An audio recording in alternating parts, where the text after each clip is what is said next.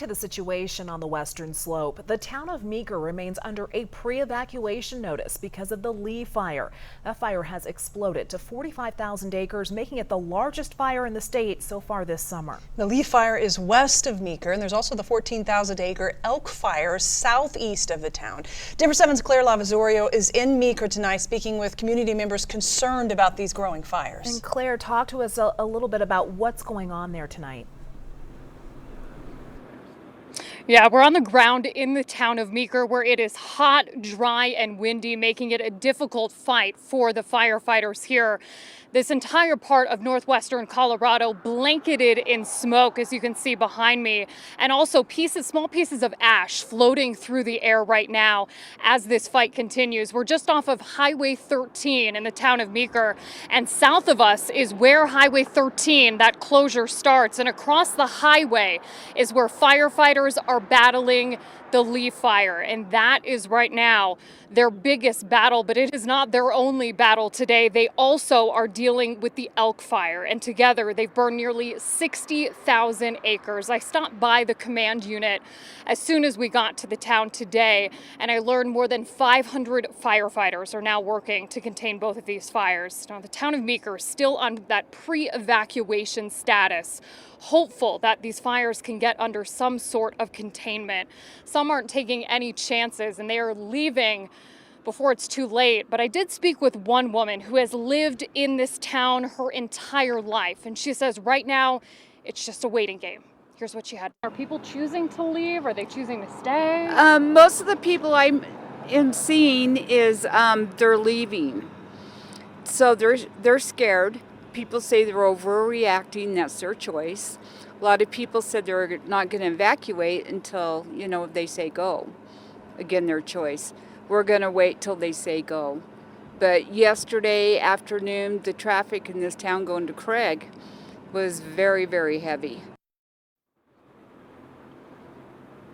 We'll be here on the western slope continuing to monitor these fires throughout the evening, bringing you live reports from this part of Colorado and the containment efforts that are now underway. We'll also be talking with more people who call this community home. For now, I am live in Meeker. Claire Lavazorio, Denver 7. Claire, thank you. A lot of tough decisions for those residents to make tonight. And the entire town of Meeker is at a standstill as the city prepares for the imminent danger of those wildfires, which doubled in size in just a few days. I wanted to find out how this small town of just 2,300 people is dealing with the sudden threat of multiple wildfires. I had a conversation today with town administrator Mandy Etheridge. She told me the county sheriff has already evacuated people living outside of town boundaries, and the police chief and mayor are working on the logistics with the incident command center for potential evacuations. So you guys are already seeing property damage. Are these people's homes? Are they commercial buildings? A lot of it is Bureau of Land Management and U.S. Forest Service property, but there is some private property interspersed through all of that. And our local fire team has done an incredible job at trying to save structures.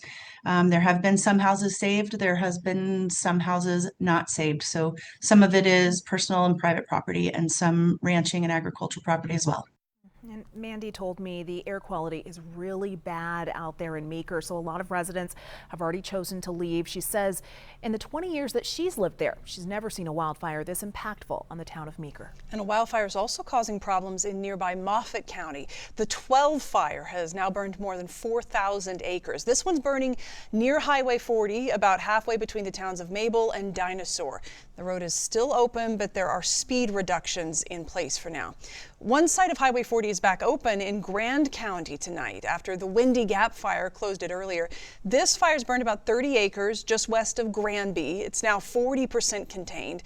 Highway 125 between Granby and Walden is also back open now, and Grand County Sheriff's Office says lightning started this fire. 5 cabins were destroyed in it, but no one was living in those cabins. We have quite a few more active wildfires right now in Colorado, and we have all the updates. All you have to do is scan this QR code you see on your screen, and you can also visit our website, denver7.com.